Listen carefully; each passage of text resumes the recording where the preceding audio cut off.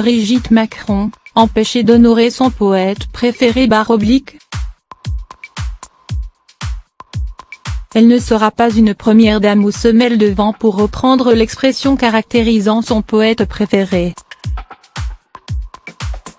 Alors qu'elle a obtenu de son époux, claqué par l'exercice du pouvoir, qu'il se repose quelques jours en Normandie, dans le cadre feutré de la ferme Saint-Siméon, lieu très symbolique pour leur couple, Brigitte Macron sait déjà que sa liberté de mouvement est comptée.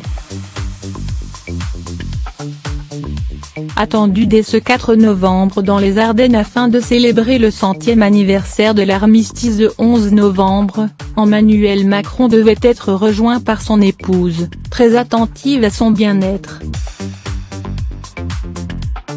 Il était question que la première dame visite le musée Rimbaud, à Charleville-Mézières, pendant que le chef de l'État tiendrait un conseil des ministres dans la préfecture des Ardennes, le 7 novembre.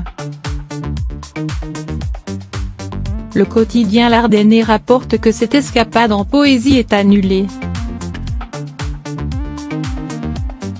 Le journal cite une source régionale selon laquelle le rythme effréné du déplacement d'Emmanuel Macron, entre le 4 et le 9 novembre, a dissuadé Brigitte Macron d'y participer, mais rapporte également que la première dame aurait été convaincue de ne pas donner l'impression de faire du tourisme pendant une séquence commémorative.